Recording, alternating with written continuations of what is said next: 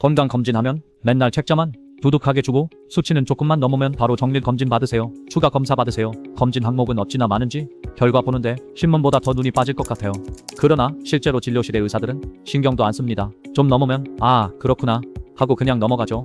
여러분 건강검진 결과 이상 수치 전혀 걱정하실 것 없습니다. 의사들이 진짜 신경 쓰는 건강검진 이상 항목 그리고 이상 수치 저는 검진 결과 보는데 3분 정도면 충분합니다. 진짜 잘 알려주지 않는 검진 결과 비법 지금 바로 주목하세요. 2년마다 하는 국가검진부터 고가의 종합검진까지 다들 큰맘 먹고 받으시죠. 그런데 막상 검사가 끝나면 숙제 검사 받는 기분으로 두둑한 책자 한 권을 받아들고 당황하고 계십니다. 내용이 너무 많아 어디서부터 봐야 할지 막막하니까요. 저 역시 진료실에서 매일 수많은 검진 결과지를 마주합니다. 피검사부터 심전도, 초음파, CT, MRI까지 검진 시즌에는 하루에도 수십 분의 결과지를 분석해야 하죠. 남이 한 검사를 저 의사가 제대로 보는 게 맞나 싶으실 수도 있지만 사실 저는 단 3분이면 수십 페이지 결과지의 핵심을 모두 파악합니다. 제가 대충 보는 걸까요? 아닙니다. 결과지 안에는 반드시 확인해야 할 결정적 요점이 따로 있기 때문입니다. 오늘은 일반인도 전문가처럼 내 몸의 상태를 3분 만에 꿰뚫어 볼 수 있는 종합검진 판독의 핵심 스킬, 오늘은 혈액검사편, 지금부터 딱 15분만 집중해주세요.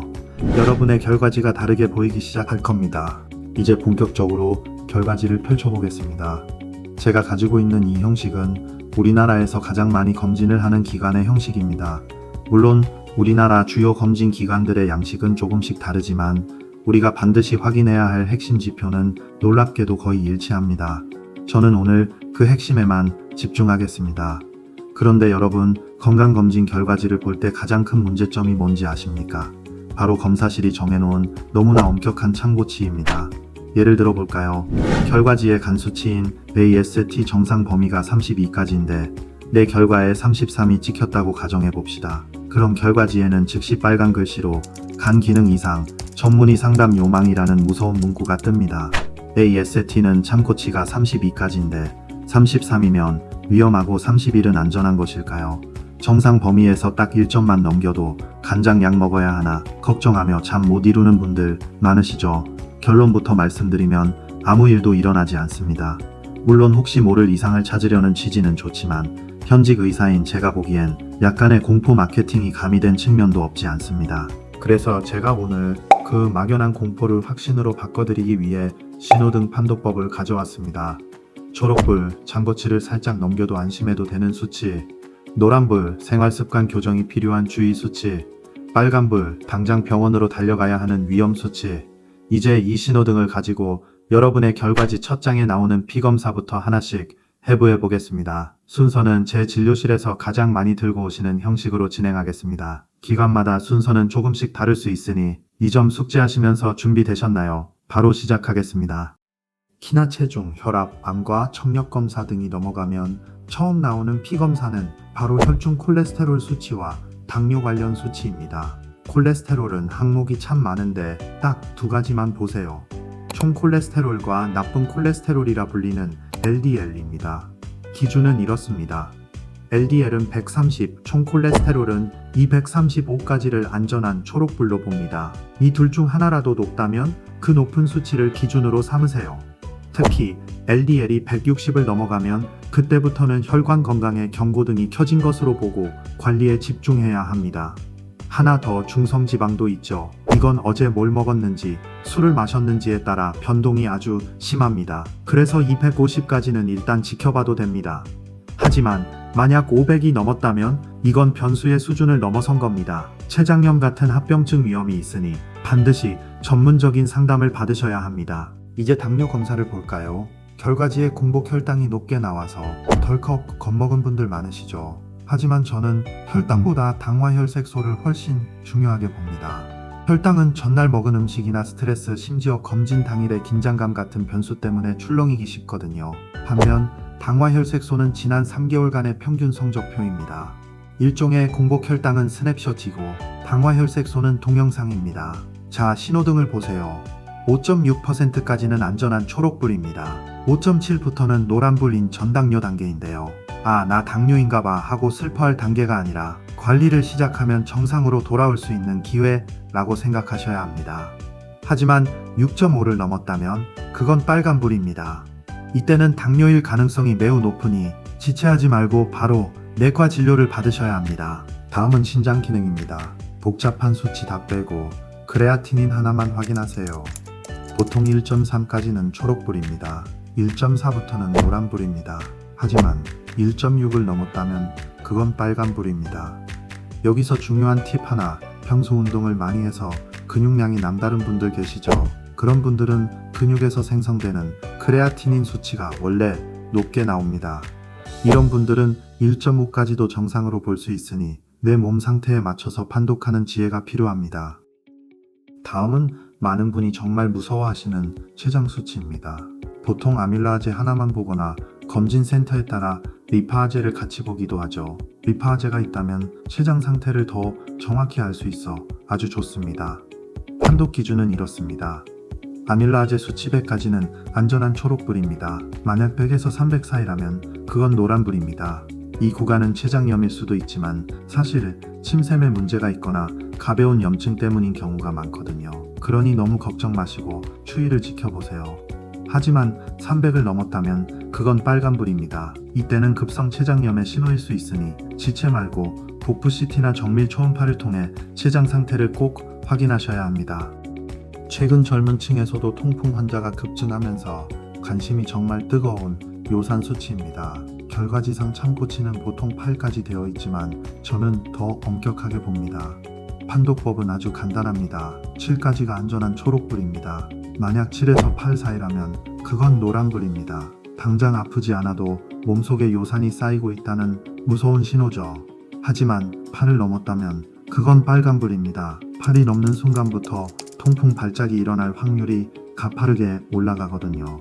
당장 약을 먹어야 하는 건 아니지만 이때부터는 맥주나 고기 같은 식단을 반드시 조절하셔야 합니다.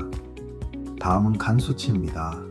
총 빌리루빈, AST, ALT 이 세 가지 수치만 먼저 보면 됩니다.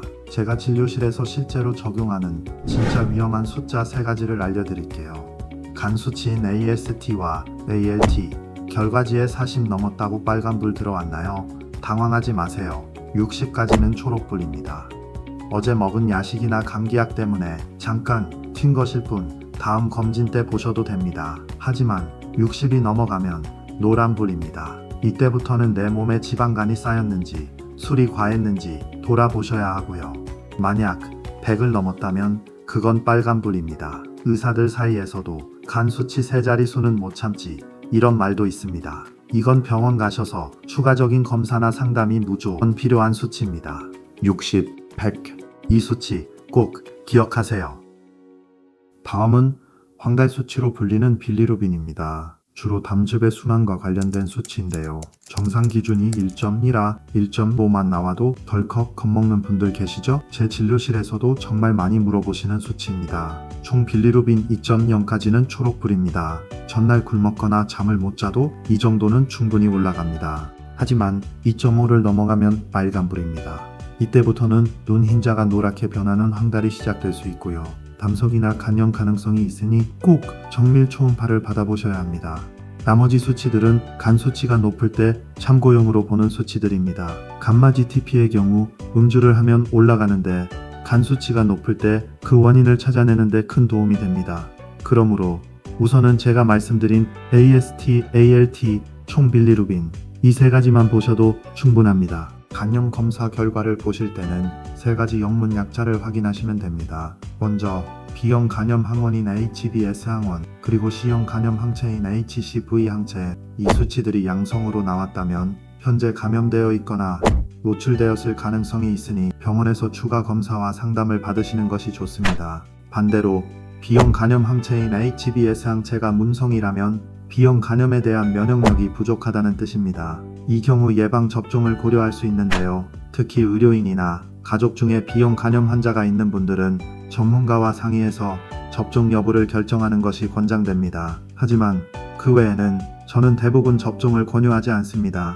우선 예방 접종을 3번이나 맞아야 하고요. 그렇게 맞고도 항체가 안 생기는 경우가 종종 있기 때문입니다. 다음은 여러분이 가장 눈길이 가는 종양 표지자입니다. 이름 때문에 수치가 조금만 높아도 나 암인가 하고 덜컥 겁부터 내시는데요. 사실 이 수치는 암 진단보다는 추적의 실마리로 보는 게 맞습니다. 하지만 무시해서도 안 됩니다. 실제로 수치가 높아 정밀 검사를 하다가 암을 조기에 발견하는 사례가 종종 있기 때문이죠. AFP는 간암, CA는 대장암, PSA는 전립선암, CA125는 난소암, 그리고 CA19-9는 췌장암 관련 수치입니다. 자, 이제 여러분이 가장 긴장하시는 종양 표지자, 제가 딱 정해드리는 수치로 판독하세요. 첫째, 간암 수치인 AFP입니다. 5까지는 안심, 5에서 14이라면 주의 깊게 보셔야 합니다. 만약 10을 넘었다면 빨간불입니다. 미국 간학회는 20까지 보기도 하지만 실제 임상에선 10만 넘어도 정밀 검사를 권합니다. 둘째, 대장암 지표인 CEA입니다. 5까지는 정상입니다. 10이 넘어가면 악성 종양이나 아주 큰 용종이 있을 가능성이 있으니 반드시 대장 내시경을 하셔야 합니다. 셋째, 전립선암 수치인 PSA입니다. 3 이하는 안전합니다. 하지만 최근 연구에 따라 3만 넘어도 노란불로 봅니다. 4가 넘었다면 비뇨의학과 진료가 필수입니다. 마지막으로 부인과 질환인 CA125와 췌장암 관련인 CA19-9입니다. 각각 35와 37까지는 정상입니다. 하지만 이 수치들이 100을 훌쩍 넘겼다면 그건 강력한 경고 신호입니다. 지체 말고 CT나 초음파로 내부를 확인해 봐야 합니다. 그 외에도 종양 표지자는 변화가 정말 중요한 수치입니다. 그래서 작년 수치와의 비교가 핵심이죠. 작년보다 수치가 대폭 오른 경우는 설사 빨간색 신호등이 아니더라도 검사를 권유드리기도 합니다. 다음은 갑상선 검사입니다.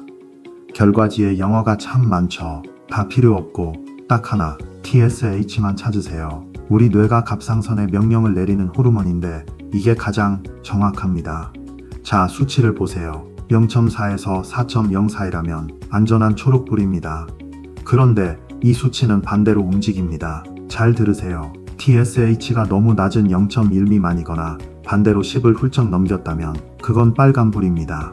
각각 갑상선 항진증과 저하증일 가능성이 매우 높으니 지체 말고 호르몬 조절 치료를 시작하셔야 합니다. 그 사이인 노란불 구간도 컨디션에 큰 영향을 줄 수 있으니 꼭 내과 전문의와 상담해 보시기 바랍니다. 다음은 혈전 검사 중 감염병 항목입니다. 매독을 확인하는 RPR과 에이즈 바이러스인 HIV인데요. 이 항목들은 양성이 나오면 지체 없이 빨간불입니다.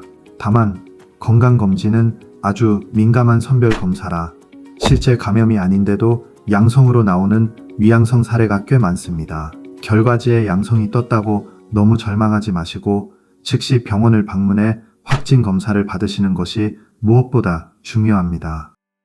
다음은 소변 검사입니다. 제가 가장 중요하게 보는 건 바로 단백뇨입니다.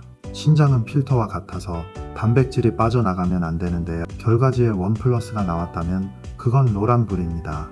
피로나 염증 때문에 일시적으로 나올 수도 있지만 신장병의 초기 신호일 수 있거든요. 만약 2+ 이상 검출됐다면 빨간불입니다. 앞서 말씀드린 크레아티닌 수치가 정상이어도 단백뇨가 나온다면 신장이 이미 비명을 지르고 있는 걸 수도 있습니다. 이때는 꼭 정밀 검사를 통해 여러분의 소중한 신장을 보호해야 합니다. 이제 마지막으로 혈액질환과 빈혈을 체크하는 혈액질환 12C 검사입니다. 딱 3가지만 기억하세요. 첫째, 우리 몸의 군대인 백혈구입니다. 보통 4,000에서 10,000개를 정상으로 보지만 원래 좀 낮은 분들도 계시거든요. 그래서 저는 3,000에서 12,000 사이까지는 컨디션에 따른 노란불로 보고 경과를 지켜봅니다. 하지만 이 범위를 벗어나면 정밀 검사가 필수입니다.